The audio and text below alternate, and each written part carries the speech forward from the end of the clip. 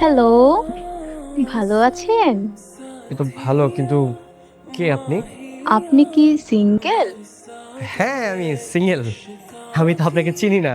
এখনই আপনাকে হোয়াটসঅ্যাপে ছবি পাঠিয়ে দিচ্ছি। দুষ্টু। মুয়া। একটা প্রেম যেতে না যেতেই আরেকটা হয়ে গেল। বাবা, মেয়েরা দেখতে যা সুন্দর আর বয়সটা তো আরো সুন্দর। সুন্দর সুন্দর সেই। কিন্তু মামা, এদিকে তো তানিশার সাথে ঝগড়া লেগেছে, এটা ঠিক করুন।